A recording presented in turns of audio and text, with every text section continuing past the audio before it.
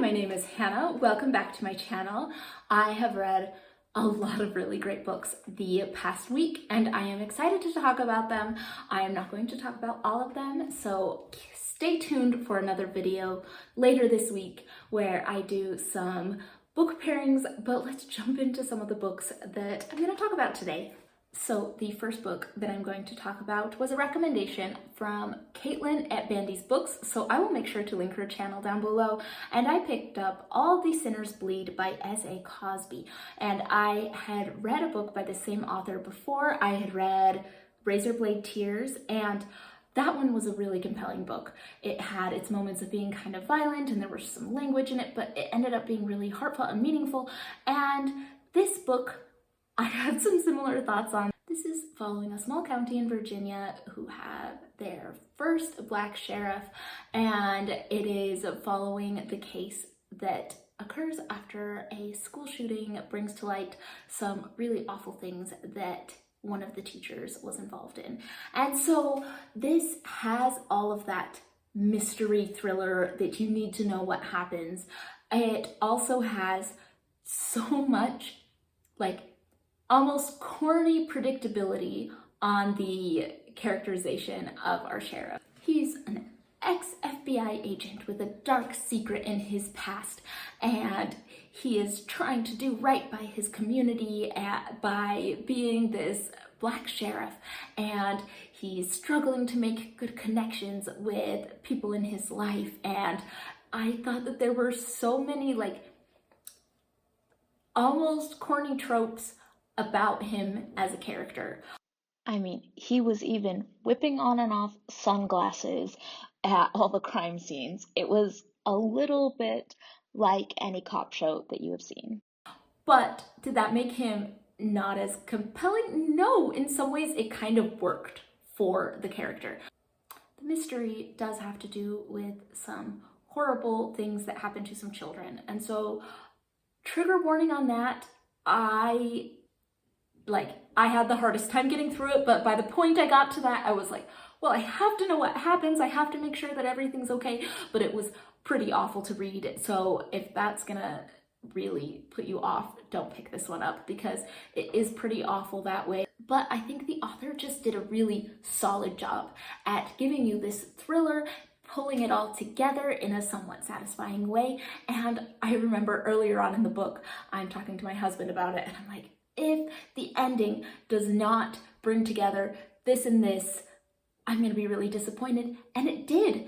It did do what I expected and wanted it to in a way that wasn't too heavy-handed. And I thought that that was really good. So I think this book was great. If you like crime, murder, detective, but thriller really drags you through it, you're going to like this book.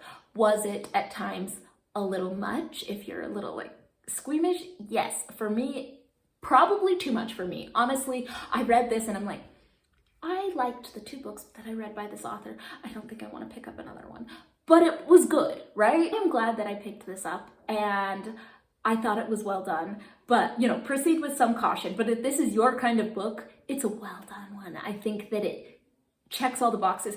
It almost checks off the boxes maybe a little too effectively, but it still hits all of the right marks on this kind of book. I did read two more Enola Holmes books to my daughter. I read The Case of the Left-Handed Lady and The Case of the Bizarre Bouquets, and these were fun. I feel like by the time we got to Bizarre Bouquets, I think the mystery was a little better. I didn't love the mystery in Left-Handed Lady. I didn't think that it was a very satisfying mystery, but the Bizarre Bouquets worked for me okay. I enjoyed these books, but this is about where I've hit my limit reading them out loud. I'm done for now. If my daughter wants to read more, sure, but that's where I'm limiting it, and we're jumping over to Holes, and I love that book and that movie, so it's already been a great time. But I did enjoy Enola Holmes as a series. I thought that they were great for young kids. I think that they were enjoyable, especially if you like mysteries and Sherlock Holmes and you want something really relatable to a slightly younger audience. I think these ones are good. Now, Audrey at Audrey Approved recommended Ghosts of the Tsunami, Death and Life in Japan's Disaster Zone by Richard Lloyd Perry. This book is covering the aftermath of the earthquake and tsunami in 2011 in Japan. And it mostly is focusing on a specific elementary school where almost all of the kids were killed, and trying to come together after that and trying to heal after that. So this author spends a lot of time in this village interviewing parents. He sees the court case, he sees what's going on, trying to understand how these parents can move on and to understand what happened.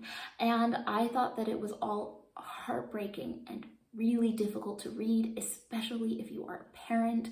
It was awful, and I cannot imagine that level of pain that this community and these individuals went through. I thought the book itself was very well done and very respectful for the most part. I thought it was well done. I do think it is a little strange to be reading about a disaster and not in an actual voice of a member of the community. It is a man from England who was living in Japan at the time, and so I do think maybe we lost some of that first-person narrative from his telling of the story. And he did try to weave in this belief in ghost stories and this looking for ghosts. And I think at times it was effective in the book, but at times I feel like it was detracting from the main story and the very real feelings that these people were having. And so I don't know if I always liked the supernatural elements that he was trying to bring into the narrative. And at times they seemed very relevant, you know, talking about how some people were coping by finding solace in trying to talk to their dead loved ones. That's fine. But talking about how, oh, any traveler who goes through the town is going to be haunted, I thought bordered on disrespectful at times. But overall, this book was a very tragic book, and just to learn about these stories was so important. I don't think I have read any books that have touched on the tsunami in 2011, and I do think that these are stories that are waiting and need to be told and be reckoned with.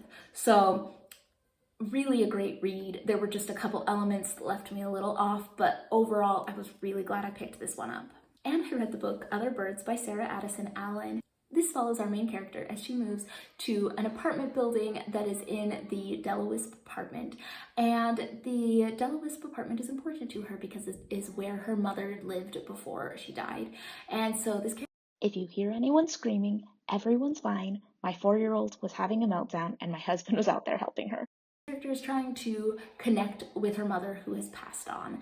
At the same time, everyone in the Delawisp seems to have a story, and things bring everyone together when one of the residents is killed by a falling bookshelf.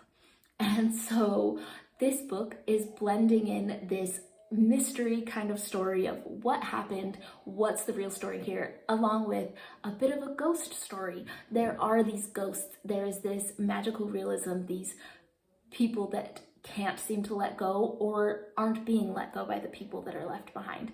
And I thought that it was kind of sweet. It was just one of those sweet, heartfelt books.